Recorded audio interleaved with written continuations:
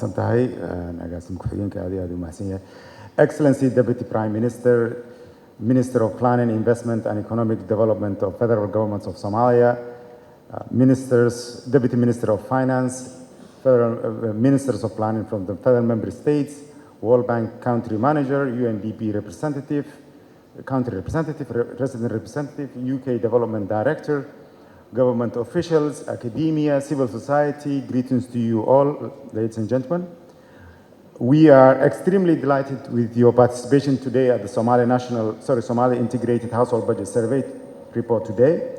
I would like to start by sharing the exciting journey that culminated in today's report.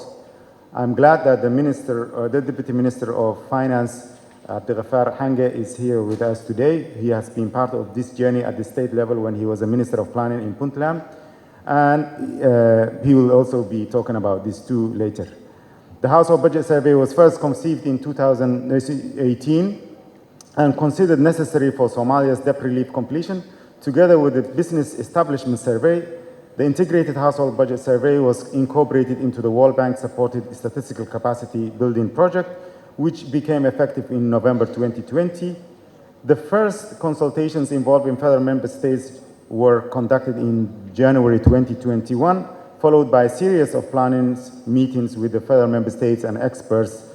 The selection and training of the 250 plus enumerators were conducted between February and March 2022.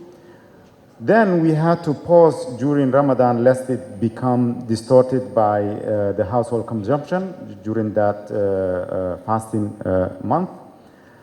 The field enumeration was conducted between May and July 2022, and following extensive analysis, we have the final comprehensive report today.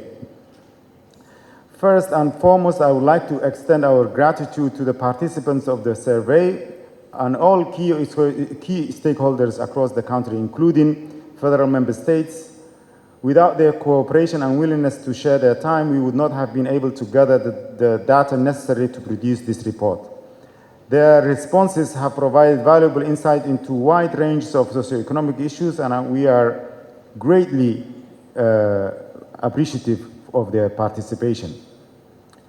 I would like to also express my appreciation to our dedicated team, including management, technical experts, analysts who have worked tirelessly to ensure the accuracy and reliability of our data. Their tireless effort in collecting and analyzing the data have helped us to produce a comprehensive report that is statistically representative of the country. In particular, I would like to thank the Statistical Capacity Building Project PIU team led by Mohammed Abdinoor for their dedication and professionalism. I would also like to thank the World Bank Group for their support, led by the task team leader Andy Kotikula for his commitment, diligence, and expert support throughout. The Integrated Household Budget Survey is the most comprehensive household spending pattern survey since the 1980s. This survey was completely led by the government from design to its dissemination today. We are excited to share with you some of the key findings. All the key findings are in the report that is in front of you and can also be found on the website. The aim was to provide accurate picture of household spending in Somalia, and we have achieved this goal successfully. We are particularly proud of the survey quality and that have been applied throughout the quality assurance at all stages of the survey. The report presents an in-depth analysis of the data collected, providing valuable insight into the household income and expenditure in different parts of the country. In total, 7,012 households were selected from 601 enumerated areas from 17 pre-war regions. The only region that has not been reached is the Middle Juba region of Jubaland. The survey indicator covers important modules including demographic characteristics, household dwellings and ownership, education, energy, employment, financial and IT services, household non-agriculture business, food security and shocks, health, education, water, and sanitation. One of the most significant findings of the survey is the high proportion of food insecurity in nomadic areas. 40% of the nomads face severe food insecurity compared with 23 and 22 of the urban and rural population respectively. This underscores the pressing need for policies and interventions that can help reduce food security for nomads. The report also highlights the challenges faced by low-income households in meeting their basic needs, particularly in the areas of food, healthcare, and education. One of the areas of improvement is increase in the access to electricity, which has risen significantly to 62% for the Somali population with the Somali population having access to electricity, compared to 50% in 2022 from the Somali Demographic and Health Survey. However, charcoal is still at 50% charcoal use. Firewood is still at 40%, which is the most common source of energy that's used for cooking. Gas and electricity are still minimally used. These findings emphasize the importance of supporting households with targeted programs that can improve their access to essential services and resources. Moreover, the survey reveals that there are significant differences in spending patterns between households of different low income levels, which can have important implications for policy development and resource allocation. The data set from the survey will be available on our website to interested parties for further analysis. We will also be developing thematic reports from the survey.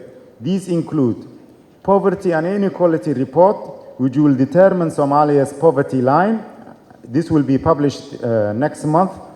There will also be a state-level report. Each federal member state which will publish their own report. This will be done before the end of March. We will also be developing national CPI and GDP production by approach, which will be applied before the end of the year. There will also be other thematic reports from this rich data, including economic, education, energy, and so on. With most of the economic indicators filled from this survey, the Somali National Bureau of Statistics is currently in advanced planning stages of the multiple indicator cluster survey in partnership with UNICEF. The mix will cover large gaps in our social sector statistics. The Somali National Bureau of Statistics is also planning to conduct agriculture, livestock, fisheries, and forestry census, as well as environmental statistics in response to government priority for developing policies and plans in these critical sectors. Last but not least, the Bureau is also planning for the much-awaited population and housing census in 2024. I would like to conclude by expressing our gratitude to all those who've contributed to the success of this survey and report. Our hope is that the information presented here will serve as valuable resource for policymakers and other stakeholders who are working to improve the well-being of Somali citizens. The survey and report will be used by the Ministry of Planning, Investment, and Economic Development, which under the leadership of Honorable Minister Benebere is currently reviewing the progress of NDP 9 and will start developing the National Development Plan 10 at the start of next year. Thank you for joining us at this launch, and we look forward to your collaboration as we move to fill our statistical gaps for better policies and plans for the country's development. Thank you very much.